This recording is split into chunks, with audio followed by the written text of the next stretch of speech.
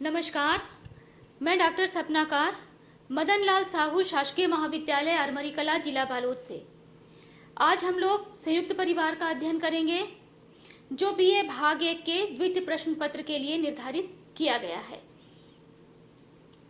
जैसा कि हम सब जानते हैं, मनुष्य एक सामाजिक प्राणी है जिसे अपने सर्वांगीण विकास के लिए अन्य व्यक्तियों के सहयोग की आवश्यकता होती है।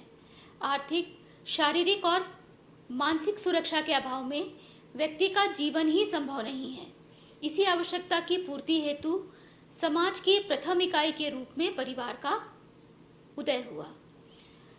वास्तव में संस्कृति के सभी स्तरों में, चाहे वे उन्नत स्थिति में हो या प्रारंभिक अवस्थाओं में, किसी न किसी प्रकार का पारिवारिक संगठन अनिवार्य रूप से पाया जाता है। परिवार एक आधारभूत और सर्वव्यापी सामाजिक संस्था है। संयुक्त परिवार, जो आज हमारे अध्ययन की विषय वस्तु है, परिवार का प्राचीनतम रूप है। वास्तव में भारतीय सभ्यता के विकास और स्थायीकरण का श्रेय बहुत हद तक संयुक्त परिवार को जाता है। हिंदुओं में संयुक्त परिवार उनकी सामाजिक विरासत का एक प्रमुख अंग है और परिवर्तन की नवीन शक्तियों के प्रभाव के बावजूद संयुक्त परिवार से संबंधित मनोवृत्तियां आज भी भारत की सामाजिक संरचना का प्रमुख अंग बनी हुई हैं। मूल रूप से मुस्लिम परिवारों की प्रवृत्ति भी संयुक्त रही है, लेकिन परिवार को संगठित करने वाले नियमों का रूप हिंदू संयुक्त परिवारों से भिन्न रहा है। लेकिन भारत में सदैव ही सामाजिक और आर्थिक व्यवस्था ग्राम प्रधान रही है। ग्रामीण व्यवस्था में सामूहिक जीवन और मितव्ययिता का होना अनिवार्य है और इसीलिए भारतीय समाज के अधिकांश परिवार संयुक्त परिवार के रूप में पाए जाते थे। अब संयुक्त परिवार हम किसे कहते हैं? संयुक्त परिवार का अर्थ क्या है? संयुक्त परिवार का निर्माण उन सभी व्यक्तियों से होता है जो रक्त अथवा विवाह के संबंध द्वारा एक दूसरे से बंधे होते हैं। परिवार में संपत्ति, रसोई और पूजा घर संयुक्त होते हैं, जिसमें सामान्यतः 3 से अधिक पीढ़ियों के सदस्य एक साथ रहते हैं और एक दूसरे के प्रति अपने दायित्वों को पूरा करते हैं। संयुक्त परिवारों को अनेक समाजशास्त्रियों ने अपने अपने तरीके से परिभाषित करने का प्रयास किया है। समाजशास्त्रियों की कुछ मुख्य परिभाषाएं इस प्रकार हैं। सबसे पहली परिभाषा डॉक्टर इरावती कर्वे की है। उनके अनुसार संयुक्त परिवार ऐसे व्यक्तियों का समूह है जो एक ही घर में रहते हैं, एक ही रसोई में बना भोजन करते हैं, जो सामान्य संपत्ति के स्वामी होते हैं, पूजा में सामान्य रूप से भाग लेते हैं तथा जो किसी न किसी रूप में एक दूसरे के रक्त संबंधी होते हैं। इसी प्रकार से डॉक्टर I.P. देसाई ने संयुक्त परिवार को परिभाषित करते हुए कहा है, हम उस परिवार को एक संयुक्त परिवार कह सकते हैं जिसमें अनेक पीढ़ियों, सामान्यतः 3 से अधिक के सदस्य एक साथ रहते हैं तथा संपत्ति, आय, पारस्परिक अधिकारों और कर्तव्यों के द्वारा एक दूसरे से संबंधित होते हैं। इन दोनों परिभाषाओं के आधार पर यदि हम देखें तो ये स्पष्ट होता है कि संयुक्त परिवार रक्त एवं विवाह संबंध के द्वारा एक दूसरे से बंधे ऐसे व्यक्तियों का बड़ा समूह है जिसकी 3 या 4 पीढ़ियां एक साथ एक ही घर में रहती हैं और जिनकी पूंजी, रसोई और पूजा का स्थान संयुक्त होता है। अब हम ये जानने की कोशिश करते हैं कि संयुक्त परिवार की मुख्य विशेषताएं क्या क्या हैं। संयुक्त परिवार की जो मुख्य विशेषताएं हैं वो इस प्रकार हैं। पहला होता है इसका बड़ा आकार। संयुक्त परिवारों का आकार अनिवार्य रूप से बहुत बड़ा होता है क्योंकि इसमें 3 या 4 पीढ़ियों के रक्त संबंधी शामिल होते हैं और उसके साथ साथ में विवाह के द्वारा अन्य परिवार के सदस्य भी उसमें प्रवेश करते हैं और संतानोत्पत्ति के माध्यम से भी परिवार की संस्था में वृद्धि होती रहती है। दूसरी विशेषता है एक निवास स्थान का होना। अधिकतर विद्वानों ने केवल उन्हीं परिवारों को संयुक्त माना है जिसमें सदस्यों के लिए एक ही निवास स्थान होता है। एक संयुक्त परिवार में कई छोटे छोटे परिवार होते हैं, लेकिन रसोई और पूजा हेतु सभी एक स्थान पर एकत्रित होते हैं। तीसरी विशेषता है संयुक्त संपत्ति का होना। संयुक्त परिवार के सदस्य संयुक्त संपत्ति का उपभोग करते हैं। कानूनी अथवा सामाजिक आवश्यकता के कारण जिन परिवारों में संपत्ति का विभाजन हुआ है वे संयुक्त परिवार की श्रेणी में नहीं रह जाते हैं। संयुक्त परिवार की संपूर्ण कमाई और जमा पूंजी का दायित्व प्रायः सबसे अधिक वरिष्ठ पुरुष सदस्य को दे दिया जाता है, जो प्रत्येक सदस्य को उसकी आवश्यकता के अनुरूप सुविधाएं प्रदान करने के लिए इस धन को व्यय करता है। चौथी विशेषता है संयुक्त रसोई का होना। संयुक्त परिवार के सभी सदस्य एक ही रसोई में बना भोजन करते हैं। प्रायः इस रसोई का दायित्व घर की सबसे वृद्ध महिला सदस्य का होता है और अन्य महिला सदस्य इस दायित्व को पूरा करने में उसका सहयोग करती हैं। भोजन बनाने और करने की कुछ प्रथाएं होती हैं जो पीढ़ी दर पीढ़ी हस्तांतरित होती रहती हैं। पांचवा है संयुक्त पूजा घर। प्रत्येक संयुक्त परिवार में धार्मिक कर्तव्यों की पूर्ति के लिए एक स्थान निश्चित किया जाता है। परिवार के सभी सदस्यों का इसमें भाग लेना अनिवार्य होता है। गृह सूत्र में कहा गया है कि हिंदू परिवार न केवल जीवित सदस्यों का है बल्कि इसमें पितरों का भी स्थान होता है। छठी विशेषता है सदस्यों के बीच निश्चित पद सोपान का होना। संयुक्त परिवारों में आयु, लिंग और संबंधों के आधार पर विभिन्न सदस्यों की स्थिति एक दूसरे से ऊंची या नीची होती है और इस अलिखित पद सोपान में प्रायः प्रत्येक सदस्य से अपने वरिष्ठ सदस्य के निर्देशों का अनुपालन करने की अपेक्षा की जाती है। सातवां है तुलनात्मक रूप से स्थायित्व का होना। संयुक्त परिवार के आर्थिक स्रोत कई होते हैं। सदस्यों की संख्या और उनका अनुभव अधिक होता है और वे एक ही संस्कृति से बंधे होते हैं। इस कारण आकस्मिक विपत्ति अथवा मृत्यु आदि की स्थिति में वे एकल परिवारों की तुलना में अधिक स्थायी सिद्ध होते हैं और अधिक उपयोगी भी सिद्ध होते हैं। आठवां है कर्ता का सर्वोच्च स्थान। नातेदारी संबंधों के आधार पर परिवार का सबसे वरिष्ठ सदस्य परिवार का कर्ता होता है, जिसे परिवार के कल्याण के लिए प्रत्येक निर्णय का अधिकार होता है। अब हम देखेंगे संयुक्त परिवार कितने प्रकार के होते हैं। संयुक्त परिवार के अनेक प्रकार होते हैं। सत्ता, वंश और संपत्ति के अधिकार के आधार पर परिवार के कुछ मुख्य प्रकार इस तरह से हैं। पहला, पितृसत्तात्मक संयुक्त परिवार। इस प्रकार के परिवार में घर का सबसे वरिष्ठ पुरुष सदस्य परिवार का सर्वेसर्वा होता है। ऐसे परिवारों में पत्नियां पति के घर में निवास करती हैं और पुरुष पक्ष के 3-4 पीढ़ियों के सदस्य एक साथ निवास करते हैं। भारत में अधिकांशतः ऐसे ही संयुक्त परिवार देखने को मिलते हैं। दूसरा है मातृसत्तात्मक संयुक्त परिवार। इस प्रकार के परिवार की मुखिया घर की वरिष्ठ महिला सदस्य होती है। संपत्ति का अधिकार माता से पुत्रियों को मिलता है। इस प्रकार के संयुक्त परिवार में एक स्त्री, उसके भाई और उसकी बहनें तथा परिवार की सभी स्त्रियों के बच्चे निवास करते हैं। असम की खासी और गारो जनजातियों में इस तरह के परिवार पाए जाते हैं। परिवार के अन्य प्रकार में है मिताक्षरा संयुक्त परिवार। प्रसिद्ध मनीषी विज्ञानेश्वर द्वारा लिखित मिताक्षरा टीका के नियमों पर आधारित ऐसे संयुक्त परिवार बंगाल और असम को छोड़कर संपूर्ण भारत में पाए जाते हैं। इस प्रकार के परिवारों के नियम इस प्रकार हैं। पुत्र के जन्म से ही वह पिता की संपत्ति का अधिकारी हो जाता है। निकट रक्त संबंधियों को संपत्ति दी जाती है। संयुक्त परिवार की संपत्ति को पिता या कर्ता बेच नहीं सकता है। दाया भाग संयुक्त परिवार।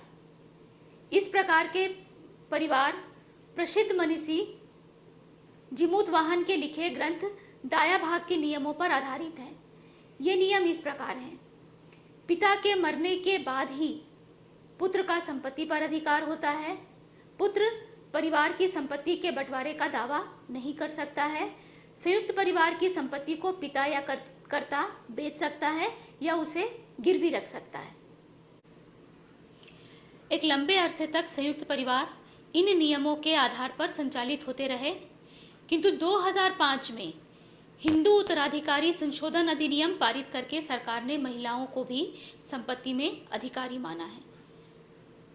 अब हम ये देखेंगे कि संयुक्त परिवार से क्या क्या लाभ होते हैं या संयुक्त परिवार के गुण क्या क्या हैं। संयुक्त परिवार से होने वाले लाभ इस प्रकार से हैं। पहला, संयुक्त परिवार में सदस्यों को प्राकृतिक या अन्य आपदाओं के समय कई सहयोगी मिल जाते हैं, जिसके परिणाम स्वरूप विभिन्न आपदाओं का सामना या विभिन्न समस्याओं का सामना व्यक्ति बहुत सरलतापूर्वक कर सकता है। दूसरा है, परिवार के वृद्ध तथा शिशुओं और बालकों की देखरेख की उत्तम व्यवस्था होती है। परिवार में ऐसे सदस्य जो बूढ़े हैं या जो बच्चे हैं और जो दूसरों पर निर्भर हैं, ऐसे लोगों की देखभाल ऐसे संयुक्त परिवार में बहुत सरलतापूर्वक हो जाती है। तीसरा है, पीढ़ियों के मध्य ज्ञान और परंपराओं का हस्तांतरण आसान होता है। चूंकि ऐसे संयुक्त परिवारों में वृद्ध और छोटे सदस्य एक साथ रहते हैं, इसलिए बच्चे बहुत सरलतापूर्वक अपने बड़े बुजुर्गों से अपनी सामाजिक परंपराओं को सीख लेते हैं। चौथा है, पीढ़ियों के मध्य ज्ञान और परंपराओं का हस्तांतरण होने से संस्कृति अक्षुण्ण बनी रहती है। पांचवा है, कम व्यय में अधिक अच्छी जीवन शैली प्राप्त होती है, क्योंकि परिवार के सारे सदस्यों की देखभाल करना परिवार के कर्ता का अधिकार होता है और उसका कर्तव्य भी होता है। साथ ही साथ में परिवार के सारे सदस्य अपने कर्ता का सहयोग करते हैं और उसके द्वारा दिए गए निर्देशों का पालन करते हैं। अगला है, संपत्ति के विभाजन से रक्षा होती है। विशेषतः ग्रामीण क्षेत्रों में संयुक्त परिवार से होने वाले लाभों में ये लाभ सबसे प्रमुख है, क्योंकि संपत्ति का विभाजन न होने से परिवार के सारे सदस्यों की आवश्यकताएं सरलतापूर्वक पूरी हो जाती है। अगला है, संयुक्त परिवार के सदस्यों की पथभ्रष्ट होने और नैतिक आचरण असंतुलित होने की संभावना बहुत कम हो जाती है, क्योंकि परिवार का हर सदस्य एक दूसरे सदस्य के प्रति उत्तरदायी होता है और उसके सही और गलत कामों की स्पष्ट रूप से वह व्याख्या करता है। संयुक्त परिवार के इन लाभों के साथ साथ में संयुक्त परिवार के कुछ दोष भी होते हैं, उसकी कुछ हानियां भी होती हैं, जो इस प्रकार से हैं। पहला, परिवार के सदस्यों में एक दूसरे से कम काम करने की भावना बहुत तीव्र हो जाती है। दूसरा है, महिलाओं की स्थिति संयुक्त परिवार में अत्यंत दयनीय हो जाती है, जहां उनके व्यक्तित्व का स्वतंत्र विकास संभव नहीं होता है। तीसरा, पारिवारिक संघर्ष और झगड़े संयुक्त परिवार में बहुत ज़्यादा होते हैं। सभी सदस्य एक दूसरे के साथ अपनी तुलना करते हैं और इसी के आधार पर एक दूसरे से ईर्ष्या, द्वेष और घृणा की भावना रखते हैं। ये देखा गया है कि संयुक्त परिवार में सदस्यों को जितनी सुविधाएं मिलती हैं, उनसे वे सारे सदस्य अपनी अपनी स्थिति के अनुरूप सदैव असंतुष्ट ही रहते हैं। संयुक्त परिवार में एक ही निवास और रसोई तथा पूजा स्थान होने के कारण सामाजिक गतिशीलता बहुत कम हो जाती है। अगला है, संयुक्त परिवार में व्यक्ति न तो स्वतंत्र व्यक्तित्व का विकास कर पाता है, न उसकी निर्णय क्षमता सुदृढ़ हो पाती है। इसके साथ साथ में सदस्यों की संख्या अधिक होने के कारण संयुक्त परिवार के सदस्यों का जीवन स्तर प्रायः निम्न हो जाता है। इस संयुक्त परिवार का अगला दोष है कि परंपराओं के हस्तांतरण के साथ साथ संयुक्त परिवार पीढ़ियों और प्रथाओं को भी अगली पीढ़ी को हस्तांतरित करते रहते हैं, जिसके परिणाम स्वरूप वर्तमान में पाए जाने वाली दहेज प्रथा, जाति प्रथा, अशिक्षा जैसी समस्याओं समस्याएं एक पीढ़ी से दूसरी पीढ़ी को संयुक्त परिवार के कारण ही हस्तांतरित हुई हैं। इन सारे दोषों के कारण ये देखा जा रहा है कि आधुनिक भारत में संयुक्त परिवार में कई परिवर्तन के लक्षण दिखाई दे रहे हैं। ऐसे बहुत सारे कारण हैं जो संयुक्त परिवार को परिवर्तित कर रहे हैं, उसके स्वरूप को बदल रहे हैं। तो ये वे कारण जो संयुक्त परिवार को परिवर्तित करते हैं वे इस प्रकार हैं। पहला, औद्योगिकरण। 20वीं शताब्दी में औद्योगिकरण में तीव्र वृद्धि हुई, जिससे लोगों का शहरों की ओर पलायन बढ़ा। शहरों में आवास की समस्या थी और यह स्थिति संयुक्त परिवार को विघटित करने वाली थी। दूसरा है, कृषि के स्थान पर सेवा क्षेत्र में रोजगार के अवसर बढ़े, जिसके लिए संयुक्त परिवार बिल्कुल आवश्यक नहीं थे। तीसरा है, कई परंपरागत उद्योग धंधे समाप्त हो गए, जिससे अधिकतर लोग जीविका का उपार्जन करने के लिए अपने पैतृक स्थान से बाहर आकर एकांकी परिवार के रूप में परिवर्तित होने लगे।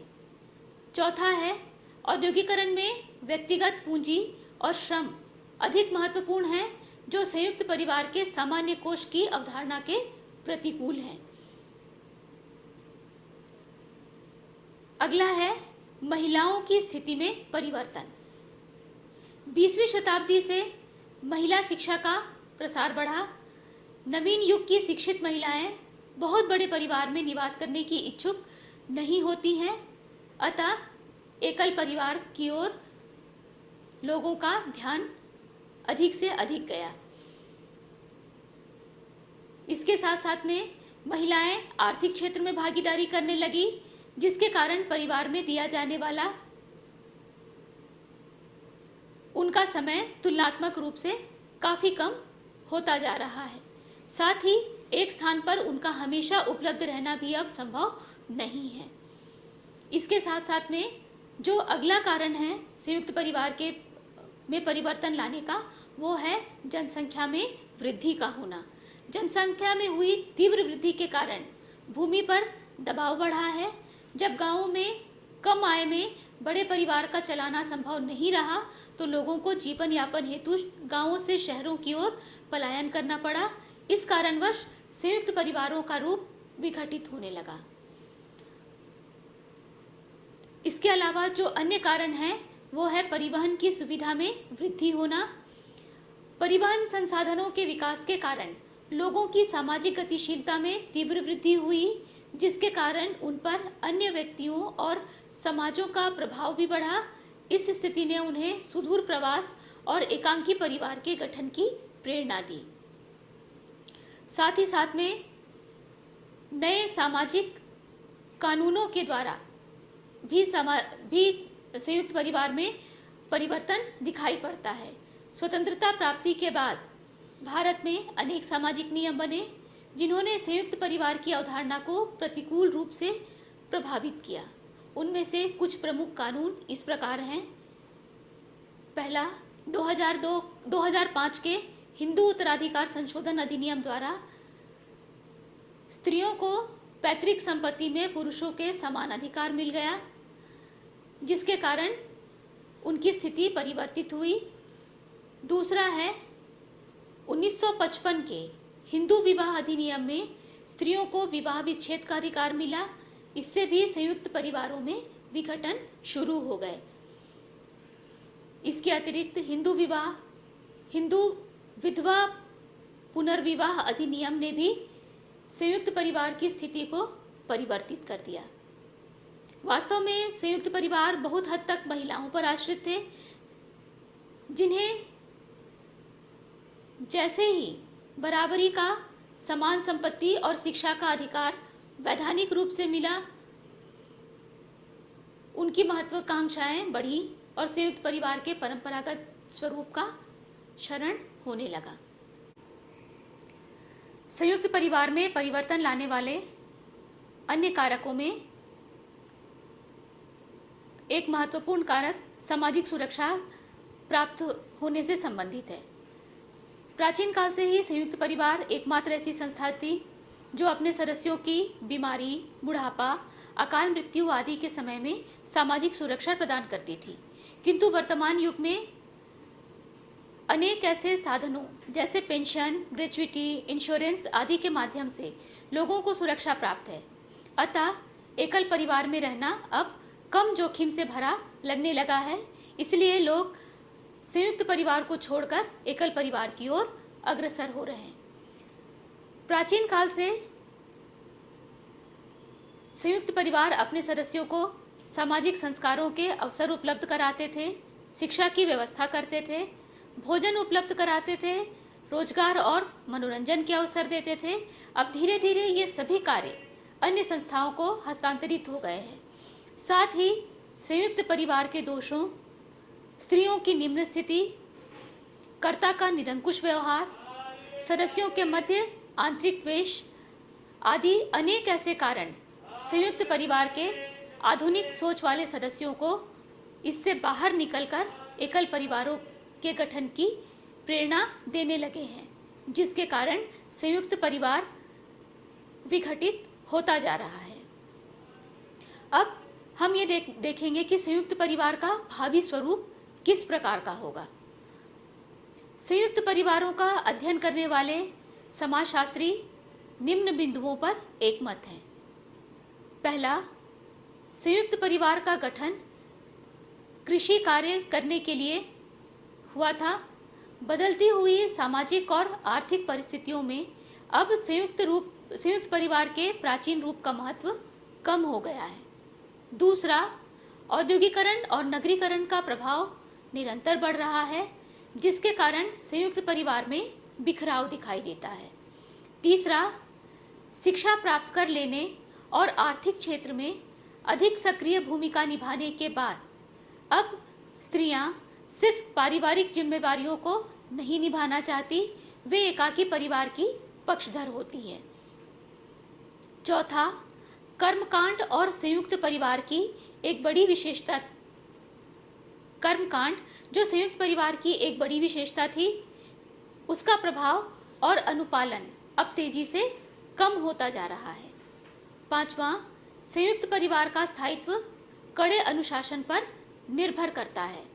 युवा वर्ग और महिलाओं में बढ़ती निजता की भावना के कारण कड़े अनुशासन का पालन करना अब एक कठिन कार्य हो गया है। अब ये सदस्य कठोर अनुशासन का पालन नहीं करना चाहते हैं। छठा है, व्यक्तिगत योग्यता के बढ़ते महत्व, महंगी तकनीकी शिक्षा, मनोरंजन के बढ़ते साधन और व्यक्तियों में बढ़ती उपभोग संस्कृति के कारण पारंपरिक स्वरूप में संयुक्त परिवारों का बने रहना अब कठिन होता जा रहा है। इस प्रकार संयुक्त परिवार की वर्तमान स्थिति का विश्लेषण करने के बाद यह तथ्य उभर कर आता है कि बदलते परिवेश में संयुक्त परिवार अपने प्राचीन स्वरूप में बने नहीं रह सकते। भविष्य में एकाकी परिवारों की संख्या बढ़ती जाने की ही संभावना है। इसके साथ साथ में समाजशास्त्री यह भी तर्क देते हैं कि भारतीयों में सामाजिकता की भावना अब भी विद्यमान है। साथ ही चाहे उनका धर्म, संप्रदाय अथवा पैतृक स्थान कुछ भी हो, नातेदारी का महत्व अटूट बना हुआ है। दूर दूर बसे हुए यहाँ तक कि विदेशों में नागरिकता प्राप्त कर चुके लोग भी बड़े पारिवारिक आयोजनों अथवा धार्मिक अवसरों पर अपने मूल निवास स्थान में लौटना एक अनिवार्य दायित्व मानते हैं और संकट के अवसरों पर अपने नाते रिश्तेदारों की यथासंभव सहायता भी करते हैं। इंटरनेट और तीव्र परिवहन साधनों की बढ़ती सुविधा से दूर ऐसे स्थानों पर बसे हुए परिजन एक दूसरे के निरंतर संपर्क में रहते हैं। इस बात की संभावना से इनकार नहीं किया जा सकता कि भविष्य में हम एक ऐसे संयुक्त परिवार को देखेंगे जिनकी रसोई और निवास भले एक साथ न हो, परंतु धार्मिक परंपराओं और पारिवारिक आयोजनों का दायित्व वे संयुक्त रूप से निर्वाह करें। ये परिवार संयुक्त और एकाकी दोनों परिवारों के गुणों से परिपूर्ण होंगे। संयुक्त परिवार के दोष उनमें बहुत कम होंगे और वे हमारी परंपराओं और संस्कृति की निरंतरता को जारी रखने में सहायता करेंगे। आशा करती हूँ कि आज के इस वीडियो से आपकी संयुक्त परिवार से संबंधित जिज्ञासाएं पूर्ण हुई होंगी। संक्षेप में इस पूरे अध्याय का विवरण वीडियो के अंत में दिया गया है और आज के पाठ को हम यहीं समाप्त करते हैं। धन्यवाद।